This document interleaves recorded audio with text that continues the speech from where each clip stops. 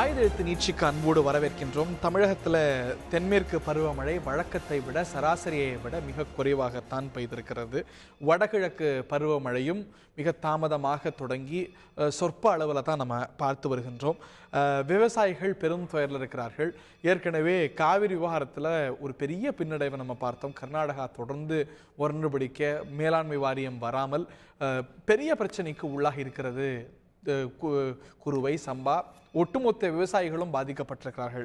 இந்த மாவட்டம் டெல்டா மாவட்டம் என்று இல்லாமல் தமிழகம் முழுவதும் இந்த நிலை பிரதானமாக இயற்கை காரணமாக இருக்கிறது. இந்த நிலையில் வறட்சி பாதித்த மாநிலமாக தமிழகத்தை அறிவிக்க வேண்டும் என்று கோரிக்கையை வைத்திருக்கிறார் எதிர்க்கட்சி தலைவர் மற்றும் திமுகவுடைய பொருளாளர் திரு மு.க. ஸ்டாலின் அவர்கள். இதற்காக சிறப்பு சட்டமன்ற கூட்டத்தை கூட்டி ஒருமனதாக தீர்மானம் நிறைவேற்றி இதை முன்னெடுக்க வேண்டும் என்ற கோரிக்கையை அவர் வைத்திருக்கிறார். அதில் நியாயமும் முகாந்திரமும் இருக்கிறதா? தமிழக அரசு அதை முன்னெடுக்க வேண்டுமா உள்ளிட்ட கேள்விகள் நிறைய எழுந்திருக்கின்றன. விவாதிக்கலாம். திரு ஷேக் தாவூத் அவர்கள் தமிழ் மாநில முஸ்லீம் லீகுடைய தலைவர் மற்றும் அதிமுகவுடைய தோழமை கட்சி தலைவர் திரு ஷேக் தாவூத் அவர்கள் இணைகிறார். மற்றும் நம்முடைய திரு சிவ ஜெயராஜ் அவர்கள் வழக்கறிஞர் மற்றும் திராவிட முன்னேற்ற கழகத்துடைய செய்தி தொடர்பாளர் நிகழ்ச்சியில் இணைகிறார்கள். இருவரையும் நிகழ்ச்சிக்கு அன்போடு வரவேற்கின்றோம். திரு ஷேக் தாவூத், விவசாயிகளுடைய தற்கொலை அடுத்தடுத்து தமிழகத்தில் பல பகுதிகளில் நடப்பதை பார்த்து வரீங்க. வறட்சி இருக்கிறது, விவசாய பாதிப்பு இருக்கிறதா அப்படின்னா எந்த கட்சியும் எந்த அரசும் யாரும் மறுக்க முடியாத உண்மை இது. ஏனில் திமுக பொருளாளருடைய பிரதான எதிர்க்கட்சி தலைவருடைய கோரிக்கையில உச்சபட்ச முகாந்திரமும் நியாயமும் இருக்கவே செய்கிறது இல்லையா? அதாவது அவரே சொல்றாரு, வடகிழக்கு பருவமழை இன்னும் முடியறதுக்குள்ள அந்த வாய்ப்பு, இன்னும் பெய்யறதுக்குள்ள வாய்ப்பு இருக்கு நமக்கு. சரி, இருந்தாலும் அவர் கருத்தை சொல்றாரு. அதே மாதிரி 2000 கோடிக்கு மேலே செலவு பண்ணியிருக்காங்க. தூர்வாடுறது, கொள்வது, எல்லா பக்கமும் நீர் இருப்பு இல்லை அப்படிங்கிறதெல்லாம் சொல்றாரு. அப்போ நீர் இருப்பும் இல்லை அப்படிங்கிறத அவர் சொல்கிறாரு. அது எந்த கணக்கில் சொல்கிறாருன்னா, எல்லா பக்கங்களும் விவசாயத்துக்கு வேண்டிய சலுகைகள் எல்லாம் தமிழக அரசு செய்திருக்கிறது.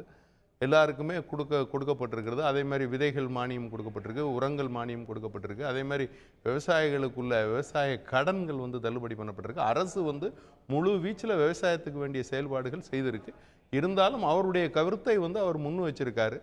தமிழக அரசு அதை பரிசீலிக்காம இருக்க மாட்டாங்க. வறட்சி என்பது அங்கீகரிக்கப்பட்டால் தானே இந்த மாநிலத்தில் இல்லை இந்த மாவட்டங்கள்ல வறட்சி இருக்குன்னு அங்கீகரிக்கப்பட்டால் தானே அது அடுத்த கட்டங்களுக்கு முன்னெடுக்க முடியும். அதைத்தான் அவர் சொல்றார். இது ஒரு வறட்சி பாதித்த மாநிலம், பிரதானமா எல்லா மாவட்டங்களிலும் வறட்சி பாதித்திருக்கு அப்படின்னு அங்கீகரிங்க, அந்த அந்தஸ்தை கொடுங்க, அப்பதான் மத்திய அரசு கோர முடியும், இது சார்ந்த அமைப்புகள் உங்களுக்கு அதை அங்கீகரிக்கிறதுக்கான அவசியம் இருக்கா இல்லையா? இல்ல, அதாவது அதுக்குள்ள நேரம் இன்னும் இருக்கே. அதாவது வடகிழக்கு பருவமழை இன்னும் முடியல. நமக்கு முடிஞ்சதுக்கு அப்புறம் தான் தென்மேற்கு பருவமழை முடிஞ்சாச்சு. அதுலயும் கணிசமா பெரிய பாதிப்பை நம்ம பார்த்தோம். எல்லாம் முடியட்டும் காத்திருக்க இல்ல, மழைகள் பெய்யற வரைக்கும் நீங்க அதை முடிஞ்சதானே நீங்க போய் சொல்ல முடியும். ஒருத்தட்ட போய் நீங்க இந்த மாதிரி எங்களுக்கு ஆகி போச்சுன்னு சொன்னாங்க, அது இன்னும் அந்த சீசன் முடியல, அதுக்குள்ள நீங்க அந்த முயற்சி எடுத்துட்டு வந்தா எப்படிங்கறது அப்படின்னு கேட்பாங்க இல்லையா? அந்த கேள்வி இருக்கு. திமுகவுடைய பொருளாளர் எதிர்க்கட்சி தலைவர் சொல்றதை விட்டுருங்க. நான் இப்ப கையில வச்சிட்டு இருக்கிறது மத்திய வாட்டர் கமிஷனுடைய அறிக்கை, வறட்சி பாதிப்புகளை பத்தி பேசக்கூடிய அறிக்கை.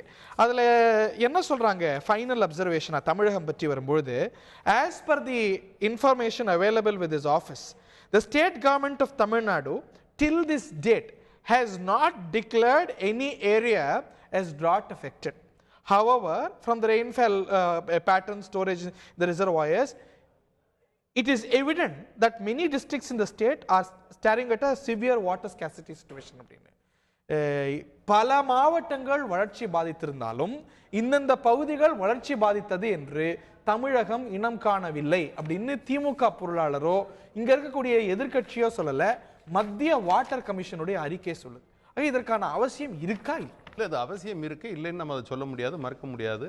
அது அமைச்சர்கள் கூடணும், அமைச்சர்கள் கூடி, அமைச்சர் பெருமக்கள் கூடி அதுக்குள்ள ஆலோசனை பண்ணி எப்போ அந்த முடிவு எடுக்கணும்னு எடுப்பாங்க. அது மாதிரி இவர் கோரிக்கையை போல அதே மாதிரி சட்டசபையை கூட்ட வேண்டியது இருக்கானாலும் கூட்டுவாங்க. அதில் ஒன்றும் மாற்று. இந்த அறிக்கை, இந்த தகவல் வந்தது நேற்று இன்றல்ல, ஜூன் 2016. அன்னைக்கே சொல்றாங்க இங்க இவ்வளவு பாதிப்பு இருக்குன்னு நாங்க உணர்றோம். எந்தெந்த மாவட்டம் வறட்சி பாதித்த மாவட்டம் அப்படின்னா அதை தமிழக அரசு இனங்காணல. நாங்க தகவலை கேட்டோம், அவங்க எழுத்துப்பூர்வமா கூட இல்ல, இந்த இன்ஃபர்மேஷனை வெர்பலா ஓரலா ஷேர் பண்ணாங்க, வெர்பலா ஷேர் பண்ணாங்க, எழுத்துப்பூர்வமா ஷேர் பண்ணாங்களே தவிர அவங்க வந்து அங்கீகரிச்சு சொல்லலை அப்படிங்கிறாங்க. ஸோ எப்போ எப்போ எதுக்காக நம்ம காத்துட்டு இருக்கோம்? இல்லை, அதாவது இந்த இந்த பருவமழை சீசனை வந்து அவங்க முழுமையாக பார்த்துருப்பாங்க. அதாவது வடகிழக்கு பருவமழை எதிர்பார்த்தபடி பெய்யவில்லை என்பதால் அனைத்து மாவட்டங்களும் அந்த மாதிரி இருக்கா. அது மாதிரி தென்மேற்கு பருவமழை சுமார் என்ன பெய்யணும் அப்படிங்கிறது அந்த நிலைப்பாடுகளை எல்லாம் பேசி அமைச்சர் பெருமக்கள் கூடி அமைச்சரவை கூட்டம் கூடி அந்த முடிவுக்கு அவங்க வருவாங்க. எப்போ வருவாங்க? அதுக்குள்ள செயல்பாடுகள் நடந்துட்டு தானே இருக்கு. அதாவது இன்னைக்கு நடக்கலாம், இல்லை நாளை கூடலாம், நாளனை கூடலாம், கூடி உடனே அதுக்கு அந்த முடிவு எடுப்பாங்க. ஓகே, அது ஒரு ஏற்க வேண்டாத ஒரு கோரிக்கையா திரு ஷேக் தாவூத் உங்களுடைய கோரிக்கையை பார்க்கல, காரணம் சூழல் வரும்போது தக்க நடவடிக்கை எடுக்கப்படும் அப்படிங்கிறாரு திரு ஷேக் தாவூத். திரு சிவ ஜெயராஜ், உங்களுடைய முதற்கட்ட கருத்து. இல்லை, பொதுவாகவே இதை வந்து திமுக அதிமுக பிரச்சனையாக பார்க்க வேண்டாம் என்றுதான் முதல்ல கேட்டுக்கிறேன். உண்மை. நான் வெளியிலிருந்து பேசுவதனால தயவு செய்து மிஸ்டர் ஹரி எனக்கு குறுக்கிடாதீங்க. சில முக்கியமான தகவல்களை நான் பதிவு செய்யணும்னு விரும்புகிறேன். ஒரே ஒரு விஷயம் தெளிவாக but go ahead, go ahead. அதாவது 89 அணைக்கட்டு இன்றைக்கு தமிழகத்தில் இருக்கிறது. அதில் 20 அணைக்கட்டிலே நீர்மட்டம் இல்லை. 14,000 ஏரிகள் இருக்கிறது. அதிலே 90% ஏரிகள் இன்றைக்கு நிரம்பவில்லை. 11 விவசாயிகள் செத்ததற்கு பிறகும் நாங்கள் காத்திருக்கிறோம், நாங்கள் கூட்டுவோம் என்று சொல்வது என்ன? இது நீங்கள் எதற்காக காத்திருக்கிறீர்கள்? ஏன் உங்களுக்கு என்ன பிரச்சனை? நீங்கள் கடன் இல்லை, இந்த மாநிலத்தில் கடன் தள்ளுபடி செய்யப்படவில்லை, அல்லது இந்த மாநிலம் மிகப்பெரிய கடன் சுமையில இருக்கிறது என்று சொல்லிக் கொள்வதிலும் நீங்கள் கஷ்டப்படுறீங்க, அல்லது வறட்சி மாநிலமாக அறிவித்தால் பக்கத்தில் இருக்கிற கேரளா அறிவித்திருக்கிறது, பக்கத்தில் இருக்கிற கர்நாடகா அறிவித்திருக்கிறது, பக்கத்தில் இருக்கிற ஆந்திரா அறிவித்திருக்கிறது, தெலுங்கானா அறிவித்திருக்கிறது. உங்களுக்கு என்னதான் கவலை? உங்களுக்கு என்னதான் பிரச்சனை? அதைத்தான் நாங்கள் சொல்றோம். அரசு செயல்படவில்லை. 11 விவசாயிகள் செத்ததற்கு பிறகும் இந்த அரசாங்கத்தின் சார்பிலே ஒரு இரங்கல் அறிக்கை கூட கிடையாது. நெஞ்சு வெடித்து செத்துருக்காங்க சார்.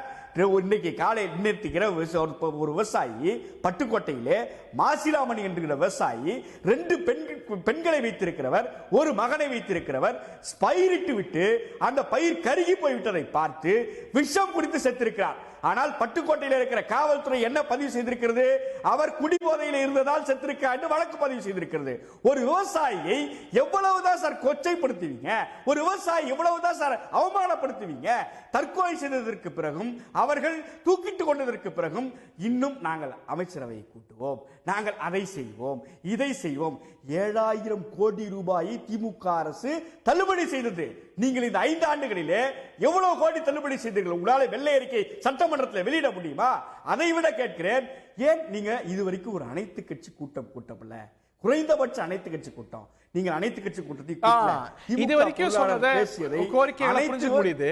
அனைத்து கட்சி கூட்டமோ இல்லாட்டி இது கூடி பேசுவதோ இதுக்கு ஒரு நிவாரணின்னு எந்த அடிப்படையில் சொல்றீங்க? இங்க அரசியல் இருக்கா இல்லையா?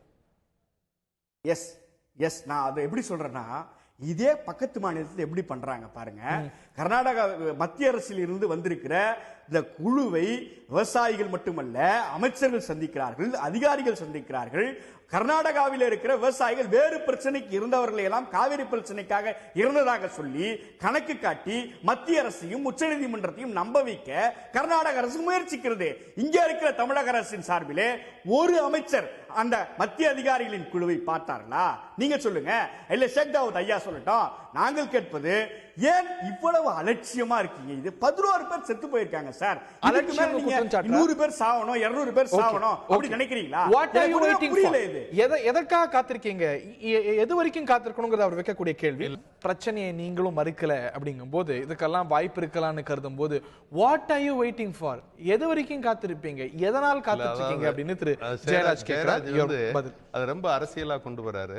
இப்ப கர்நாடகா பொறுத்தவரை எல்லாரையும் கூப்பிட வச்சு உட்கார வச்சு காவேரி இஷ்யூக்காக இல்லாதவங்க எல்லாம் காவேரி இஷ்யூக்கு பேசினதாக விவசாயிகள் எல்லாம் கூப்பிட்டு ஹைகோர்ட்டை நம்ப வைக்கிறாங்க, சுப்ரீம் கோர்ட்டை நம்ப வைக்கிறாங்க, 2வது வந்து வர்ற அதிகாரிகளை நம்ப வைக்கிறாங்க அப்படின்லாம் பேசுறாரு. உண்மையிலே சரிதான். நம்ம தான் சுப்ரீம் கோர்ட்டில் நமக்கு தீர்ப்பாகி அந்த நீதிமன்றம் அந்த ஆணையத்தை அமைக்க சொல்லி, ரெகுலேட்டரி கமிட்டி ஆணையத்தை அமைக்க சொல்லி அதையும் அமைக்க மாட்டேங்கிறாங்க. அதுக்காக எம்பி எல்லாம் வெளில குதிச்சு போராட்டம் பண்ணிக்கிட்டு இருக்காங்க. அது அவருக்குமே தெரியும். அதே மாதிரி இந்த விவசாயிகள் பிரச்சனை எல்லாத்துக்குமே பேசிக்கிட்டு இருக்கிறாங்க.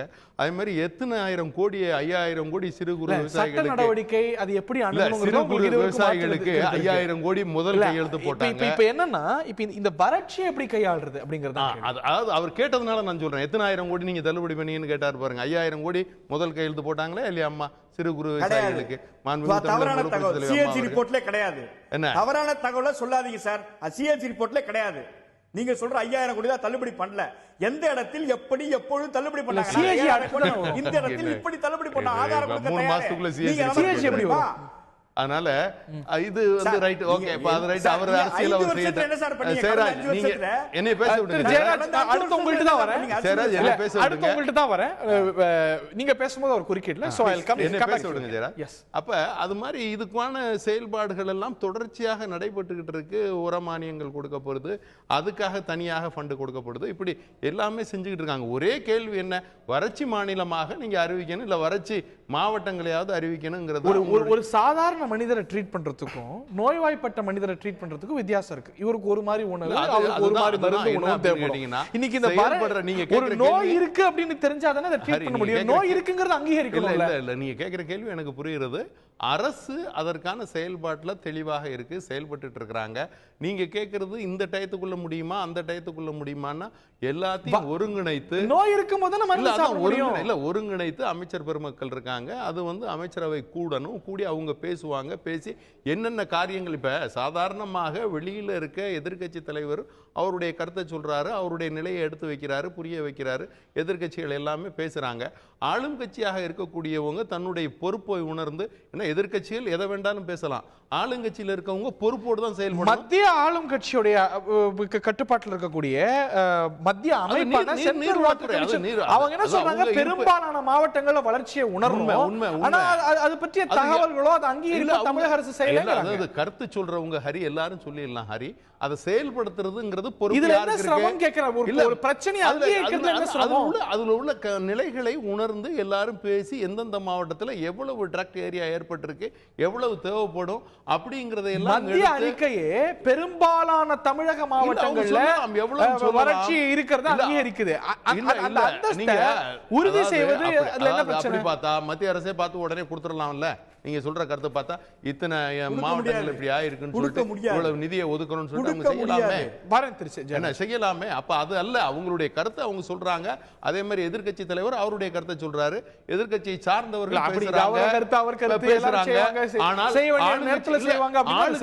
ஆளுகின்ற அரசுக்கு தான் அதுக்கு பொறுப்பு இருக்கு. பொறுப்பை உணர்ந்து செயல்படுவாங்க. செயல்பட மாட்டேன்னு சொல்லலையே, செயல்படுவாங்க.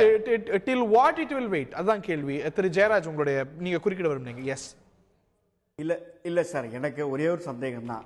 25,000 ரூபாய் ஏக்கருக்கு மத்திய அரசின் நிதியிலிருந்து நாம் கிடைக்க பெற முடியும், ஒரு விவசாயிக்கும் கிடைக்கும். அது ஏன் நீங்க அறிவிக்க மாட்டீங்கன்றதா இப்ப கேள்வி. நீங்க இதை அறிவித்தால் இந்த குறைந்தபட்ச மரணத்தையாவது தடுக்க முடியும் சார். நீங்க நெஞ்சு வெடிச்சு செத்து போறவங்களோட மனநிலையை, அவர்கள் குடும்பத்தினுடைய மனநிலையை கொஞ்சம் யோசிச்சு பாருங்க தான் நாங்க கேட்கிறோம். நாங்க எந்த அரசியல் காழ்ப்புணர்ச்சியோ எந்த அரசியல் குற்றச்சாட்டம் செய்யல. எங்க தளபதி நீ தஞ்சாவூருக்கு போறாங்க, தேர்தல் பிரச்சாரத்தை முடிச்சுட்டு வரல, அந்த இறந்து போன ஒரு விவசாயியோட வீட்டுக்கு போறாங்க. குறைந்தபட்சம் அந்த மாவட்ட கலெக்டர் கூட அந்த வீட்டுக்கு வரல, அதிகாரிகள் கூட வரல, இல்லது அந்த மாவட்டத்தில் இருக்கிற ஆட்சியரோ அந்த மாவட்டத்தினுடைய அமைச்சரோ யாருமே போல. நாங்கள் கேட்பது, விவசாயிகளுடைய தற்கொலை இந்த அரசை கணக்கில் எடுத்துக் கொள்கிறதா இல்லையா? அதான் நாங்க கேட்கிறோம். நீங்க வறட்சி மாநிலமா அறிவித்த என்னெல்லாம் நடக்கும்னா 25,000 ரூபாய் நமக்கு கிடைக்கிறது மட்டுமல்ல, இன்றைக்கு கன்னியாகுமரி மாவட்ட நீர்ப்பாசன அந்த சங்கம், விவசாயிகள் சங்கம் என்ன சொல்றாங்கன்னா, 3500 குளம் கன்னியாகுமரி மாவட்டத்தில் இருக்கிறது. அதெல்லாம் குளத்திலே நீர் வந்தால்தான் அதன் மூலம் நீர்ப்பாசனம் செய்கின்ற பகுதி. அந்த 3500 குளத்திலே 1500 குளம் தூர்வாரப்படாமல் இருக்கிறது, காய்ந்து போய் கிடைக்கிறது. ஏன் நீங்க கன்னியாகுமரி விசாரிச்சு பார்த்தா இவ்வளவு பெரிய பல நீர்நிலைகள் தொடர்ந்து, அது திமுக ஆட்சியா இருந்தாலும் பிறகு வந்து அண்ணா திமுக ஆட்சியா இருந்தாலும் இதே நிலை தான். அப்போ நிலையெல்லாம் சுபீட்சமாக இருந்தது, அத்தனை நீர்நிலைகளும் தூர்வாரப்பட்டன. சரி இல்ல, கடந்த ஆட்சி திமுக ஆட்சி இல்ல, கடந்த ஆட்சி அதிமுக ஆட்சி தான். நீங்க 5 வருஷமா பேசினதே பேசாதீங்க. தொடர் நிலையா சார். நாங்க இல்ல நான் தூர்வாரின ஏரிகளினுடைய எண்ணிக்கை, தூர்வாரின ஏரிகளினுடைய விவரங்களை, புள்ளி விவரங்களை என்னால் கொடுக்க முடியும். நீங்க 2000 கோடி செலவு பண்ணு சொன்னீங்கல்ல, அந்த புள்ளி விவரங்களை நீங்க கொடுங்கறதா இந்த அரசாங்கத்தை கேட்கிறேன். நானு இன்னைக்கு கேட்கிறது சட்டமன்றத்தினுடைய எதிர்க்கட்சி தலைவர் கேட்கிறார். மக்களால் தேர்ந்தெடுக்கப்பட்ட ஒரு சட்டமன்ற எதிர்க்கட்சி தலைவரினுடைய கேள்விக்கு கூட உங்களால் பதில் சொல்ல முடியலன்னா என்ன அரசாங்கம் நடத்துறீங்க நீங்க? அப்ப இல்ல உங்க ஜெயராஜ், உங்க கேள்வி எனக்கு புரியுது. அது சட்டசபையில் அவர் கேட்டிருக்கானு, சட்டசபையில் நடக்கினா சட்டசபைக்கு வேண்டிய ரைட்டு, அதுக்குண்டான பதில வந்து இன்னைக்கு ஆளுநர் அரசு கண்டிப்பாக செய்வாங்க. அது ஒண்ணு அது உங்களுடைய விவசாயிகள் மேல கரிசனம் உள்ளது, உங்களுடைய கரிசனம் எங்களுக்கு புரிகிறது, உங்களுடைய இரக்கம் எங்களுக்கு புரிகிறது, விவசாயிகள் மேல நீங்க வச்சிருக்கிற அன்பு எங்களுக்கு புரிகிறது. புரியாம இல்ல. மாண்புமிகு தமிழக முதல்வர் புரட்சி தலைவி அம்மா அவர்கள் எல்லா நலத்திட்டங்களையும் எல்லா விவசாயிகளுக்கும் செய்வாங்க, செய்ய மாட்டாங்க இல்ல. அதனால இவருடைய எதிர்க்கட்சி தலைவருடைய கரிசனமும் செயல்பாடுகளும் எங்களுக்கு புரியுது. செய்ய வேண்டிய நேரத்துல அமைச்சர் கூட்டி செய்வாங்க. ஆளுங்கட்சி கண்டிப்பாக செயல்படுவாங்க, செயல்படாம இருக்க மாட்டாங்க. இல்ல, கண்டிப்பாக அதற்கான செயல்பாடுகள் நடந்துகிட்டு இருக்கு. நாளையோ நாளன்னைக்கோ உங்களுக்கு இதுக்குள்ள பதில் வரும்.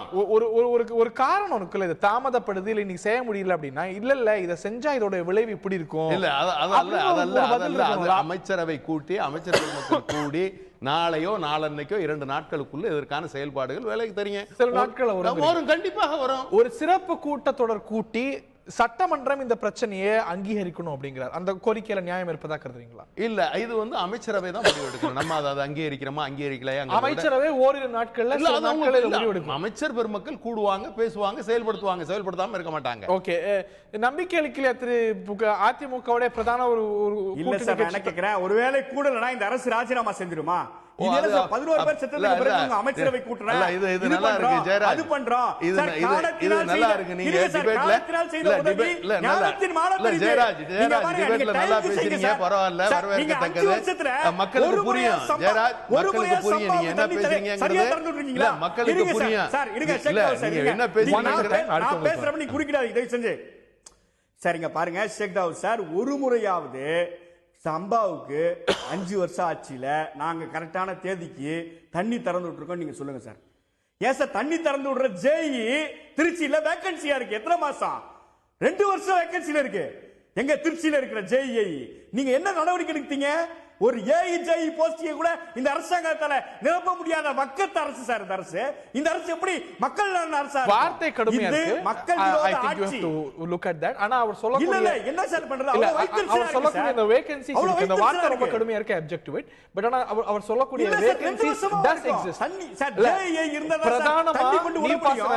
அவங்க தான் சார் தூர்வார நீர்ப்பாசன பிரிவுல பொதுப்பணித்துறையில அவர் சொல்லக்கூடிய பகுதிகள் போன்ற ஒரு கேந்திரமான பகுதிகளில் வேகன்சிஸ் இருக்கு. கண்டிப்பாக நீங்க சொல்றது வந்து அரசனுடைய கருத்துக்கு சென்றடையாம இல்ல, அதற்குள்ள செயல்பாடுகளை செய்வாங்க. அதனால ஜெயராஜ் அவர்கள் வந்து ரொம்பவும், அதாவது விவசாயிகள் மேல ரொம்ப அக்கறையோட ரொம்ப கரிசனத்தோட பேசுறாரு. அவருடைய தலைவரும் அப்படித்தான் பேசுறாரு. மக்கள் புரிவார்கள், எந்த ஆட்சியில என்ன பண்ணிருக்காங்கிறத மக்கள் புரிவார்கள். அதனால எப்படி பேசினாலும் மக்களுக்கு தெரியும்.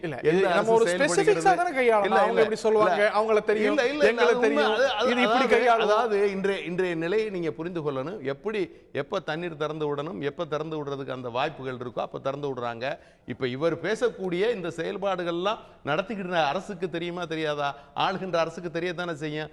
ஆளுகின்ற அரசு செயல்பாடுகளை செய்து கொண்டுதான் இருக்கிறது. இவருடைய குற்றச்சாட்டுகள் எதிர்க்கட்சி குற்றச்சாட்டுகளை கடுமையாக சுமத்துவார். அதுல தப்பு ஒன்றும் இல்ல. கட்சி அரசியலுக்கு அப்பாற்பட்டு இந்த ஒரு பிரச்சனை இருக்கவே செய்கிறது. தென்மேற்கு பருவமழையில ஒரு பெரிய குறைபாடை பார்த்தோம். வடகிழக்கு பருவமழையோட தொடக்கத்திலே பெரிய தாமதத்தை பார்க்கிறோம். விவசாயிகள் பெருமளவுக்கு பாதிக்கப்பட்டிருக்கிறார்கள். கர்நாடகா ஏற்படுத்திய பிரச்சனையால காவிரி சார்ந்திருக்கக்கூடிய, காவிரியை நம்பி இருக்கக்கூடிய மாவட்டங்கள் பெரிய பின்னடைவை சந்திச்சிருக்கிறது. இது எப்படி கையாளணும் அப்படிங்கிறதுல நிச்சயமாக மாறுபட்ட கருத்து இருக்கிறது. இது வறட்சி பாதித்த மாநிலம் என்று அறிவித்து இதை கையாள்வது தான் சரியா இருக்கும். அப்போதான் அடுத்தடுத்த கட்டங்களுக்கு எடுத்துட்டு போய் பாதிப்புகளை குறைக்க முடியும், மத்திய உதவிகளை பெற முடியுங்கிறது திமுக சொல்ல.